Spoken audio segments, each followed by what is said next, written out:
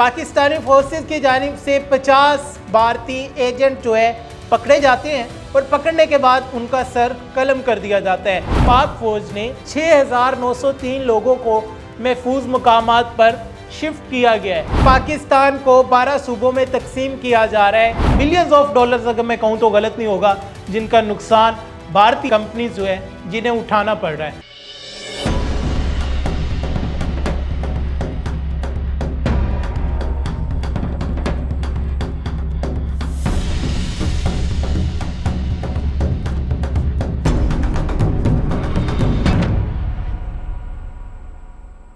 अस्सलाम वालेकुम, south Punjab digital के साथ मैं हूं आपका मेज़बान मोहम्मद अकमल। पाकिस्तानी फोर्सेस को एक और बड़ी कामयाबी हासिल हुई है।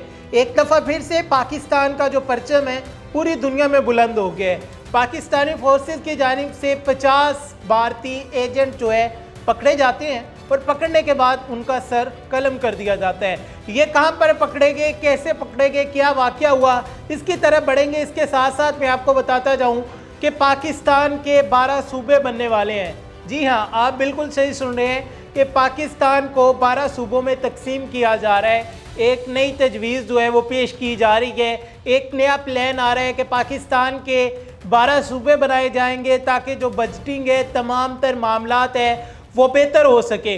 दूसरे ममालिक को देखकर ये जो पॉलिसी है, ये जो पैटर्न है अपनाया जा रहा है। इसके साथ साथ फील्ड मार्शल सैयद आसिम मुनीर साहब और prime minister of Pakistan Shehbaz Sharif साहब ने जो सैलाब ज़दगान इलाके है जहां पर सैलाबी रेलें गुजरी है, तबाही मचाई है, बोनेर है, सवाबी है, वहां का विज़िट किया है। उस विज़िट में कुछ अहम बातें हुई हैं, कुछ अहम चीज़ें हुई है, वो आपके साथ शेयर करेंगे। और इसके साथ साथ पाकिस्तान ने इंडियन प्लेन्स जो थे उनके लिए अपनी एयर स्पेस बंद कर दी थी। पाकिस्तान ने उस एयर स्पेस को जो बंद किया था उसकी मुद्दत जो है 1 महीना और बढ़ा दी है। कब तक बढ़ी है और कितना नुकसान हो रहा है भारत को, तमाम तर तफसीलात जो है आपके साथ शेयर करेंगे। अगर अभी तक आपने हमारे चैनल को सब्सक्राइब नहीं किया तो सब्सक्राइब कर लें और बेल आइकॉन का बटन दबाना मत भूलिएगा। इस व्लॉग के हवाले से आपकी जो भी राय हो कमेंट बॉक्स में अपनी राय का इज़हार लाजमी कीजिएगा। तो नाज़रीन, बढ़ते हैं सबसे पहले कि पाकिस्तान के जो 12 सूबे बनाए जा रहे हैं, इसमें पंजाब के 4 सूबे बनाए जाएंगे। इसके अलावा जो बलूचिस्तान है उसके 4 सूबे बनाए जाएंगे। सिंध के 2 सूबे बनाए जाएंगे। खैबर पख्तूनख्वा के भी 2 सूबे बनाए जाएंगे। पंजाब पे आती है, टाइम थोड़ा है, चीज़ें काफ़ी डिस्कस करनी है, तो मैं आपको सिर्फ ये बताता जाऊंगा कि इन सूबों के नाम क्या रखे जा रहे हैं। बाकी जो डिटेल्स है, अगर आप इस पर सुनना चाहते हैं कि मुकम्मल तफसील क्या है तो हम अलग से आपके लिए इस पर व्लॉग ले आएंगे। आप कमेंट सेक्शन में हमें बता सकते हैं। पंजाब की बात करते हैं तो पंजाब में 4 सूबे बनाए जाएंगे। सेंट्रल पंजाब, नॉर्दर्न पंजाब और सदर्न पंजाब और इसके साथ साथ वेस्टर्न पंजाब। ये 4 सूबे बनाए जाएंगे। हर एक का जो हेडक्वार्टर है अलग से बनाया जाएगा। तो इनमें डिफरेंट सिटीज़ जो हैं वो होंगे। शहरों के हवाले से, रकबे के हवाले से ये जो सूबे बनाए जा रहे हैं। इसके बाद बलूचिस्तान पे आते हैं तो coastal Balochistan, central Balochistan, Balochistan north और बलूचिस्तान ईस्ट। इसके बाद खैबर पख्तूनख्वा पे आते हैं तो खैबर पख्तूनख्वा नॉर्थ और खैबर पख्तूनख्वा साउथ। और इसके बाद अर्बन सिंध पे आते हैं तो सिंध के 2 सूबे, जिसमें सिंध अर्बन और सिंध रूरल आएगा। तो ये सूबे बनाए जा रहे हैं। अभी इस पर जो तजवीज़ है वो पेश की गई है कि पाकिस्तान की जो मईशत है, पाकिस्तान की इकॉनमी जो है उसको बेहतर करने के लिए, जो हमारी बजटिंग है उसे बेहतर करने के लिए एक नया मॉडल जो है पेश किया गया है। देखते हैं कि ये कामयाब होता है, नहीं कामयाब होता, किस हद तक कामयाब होता है। आपकी इस हवाले से क्या राय है कमेंट सेक्शन में लाजमी बताइए। आगे बढ़ते हैं कि 50 भारतीय एजेंट जो पकड़े गए हैं, जिनके सर कलम किए गए हैं, ये कहानी क्या थी। ज़ोब में हमारी जो सिक्योरिटी फोर्सेस है उनकी जानिब से ऑपरेशन किया जाता है और इस ऑपरेशन के दौरान 47 भारतीय एजेंट जो है फितनतुल ख्वारिज जो है वो पकड़े जाते हैं। पकड़ने के बाद इनके सर कलम कर दिए जाते हैं। ये वही ख्वारिज हैं कि जिन्होंने पाकिस्तान में आना था, आगे पाकिस्तान के मुख्तलिफ शहरों में तबाही फैलानी थी, बर्बादी फैलानी थी। इन्हें ऑपरेट कैसे किया जा रहा था और इनके साथ साथ और भी कुछ लोग पकड़े गए हैं। ये जो पहला ऑपरेशन होता है ये होता है 7 अगस्त से लेकर 9 अगस्त के दरमियान। इसके बाद एक और ऑपरेशन होता है, ये ऑपरेशन होता है 10 अगस्त से लेकर 11 अगस्त के दरमियान। इस ऑपरेशन में भी 3 और ख्वारजी जो है वो पकड़े गए हैं, यानी कि भारत के स्पॉन्सर्ड दहशतगर्द जो है हमारी फोर्सेस की जानिब से एलिमिनेट कर दिए गए हैं। अब ये पाक अफगान बॉर्डर जो है ये वहाँ से पकड़े गए हैं कि भारत इन्हें स्पॉन्सर करते हैं, जो राह है वो इन्हें स्पॉन्सर करती है कि आप जाएं अफगान बॉर्डर के ज़रिए पाकिस्तान में इंटर हो के वहाँ जाके तबाही मचा दे। इसी वजह से जो अफ़गानी पाकिस्तान में मुकीम थे, चाहे वो कार्ड होल्डर थे या वैसे रह रहे थे, तो उन्हें पाकिस्तान से भेजा जा रहा है कि हर किस्म की दहशतगर्दी जो है हम यहाँ पर ख़त्म कर सके।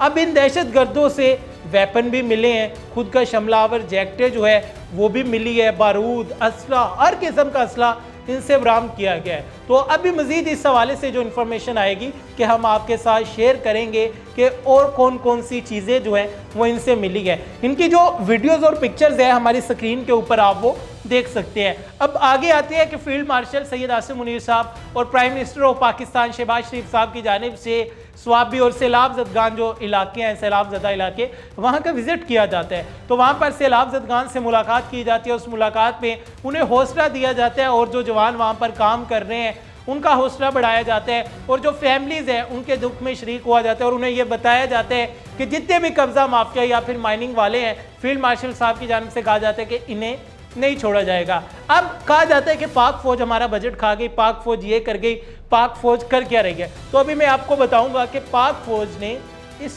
ऑपरेशन में क्या किया है। ये जो सैलाब आया हुआ है, तबाही मची हुई है, इस ऑपरेशन में पाक फौज क्या कर रही है, ये तस्वीरें आप देखते जाएंगे हमारी स्क्रीन पर। और इसके साथ साथ मैं आपको बताता जाऊंगा कि पाक फौज की कारकर्दगी क्या है, किन किन चीज़ों में है। सबसे पहले हम आते हैं कि 6903 लोगों को महफूज मकामात पर शिफ्ट किया गया है कि वहाँ पर सैलाब ज़दा इलाका जो था जहाँ पे तबाही मची हुई थी वहाँ से निकाल कर 6903 लोगों को महफूज मकामात पर शिफ्ट किया गया है। इसके बाद 6304 लोग जो हैं जिन्हें मेडिकल फैसिलिटीज़ जो थी पाक आर्मी की जानिब से प्रोवाइड की गई है। इसके अलावा 585 टन राशन जो है वो तकसीम किया गया है। आर्मी एविएशन जो है, आर्मी के जो हेलीकॉप्टर्स हैं, फ़िज़ाई ऑपरेशन किए जा रहे हैं, फ़िज़ाई रेस्क्यू ऑपरेशन किए जा रहे हैं कि जिनमें लोगों को रेस्क्यू किया जा रहा है। इसके अलावा KPK में 8 और गिलगित बल्तिस्तान में 9 आर्मी की यूनिट्स जो हैं वो काम कर रही है। किस लिए काम कर रही है कि रिलीफ ऑपरेशन कर रही है, आवाम की मदद के लिए काम कर रही है कि इस मुश्किल की घड़ी में हमारी आवाम जो इस मुसीबत में पड़ी हुई है कि हमने ना सिर्फ अपने मुल्क को दूसरे ममालिक से आने वाली मुश्किलात से बचाना है, बल्कि अंदरूनी मसाइल जो है उसमें मौसमियाती तब्दीलियाँ है या फिर ये ख्वारिज है, किसी भी तरह के मसाइल है, तो पाक फ़ौज हमेशा हमें सर-ए-फ़हरिस्त नज़र आती है अपनी कौम के लिए, मुल्क पाकिस्तान के लिए। तो पाक फ़ौज पर आप लोग तनकीद करते हैं तो खुदारा एक दफ़ा जो हकीकत है, तस्वीर के दोनों पहलू है, वो भी लाजमी देखा करें। ये नहीं कि सुनी सुनाई आप एक यूट्यूबर बैठा है वो बात कर रहा है, इवन मैं बात कर रहा हूँ तो आप मेरी बात पर यकीन ना करें। आप फैक्ट चेक करें, क्या वाकई ये चीज़ें हो रही है। आपके पास सोशल मीडिया है, आप चेक करें कि पाक army relief operation in Swabi, पाक आर्मी रिलीफ ऑपरेशन इन बोनेर, आपके सामने चीज़ें आ जाएंगी। या रिलीफ ऑपरेशन इन बोनेर आपके सामने आ जाएंगी कि वहाँ पर रिलीफ ऑपरेशन कौन कर रहा है, कौन अवाम के लिए काम कर रहा है। अब आते हैं जी भारत पे। भारत के लिए पाकिस्तान ने अपनी एयर स्पेस जो थी वो बंद कर दी थी।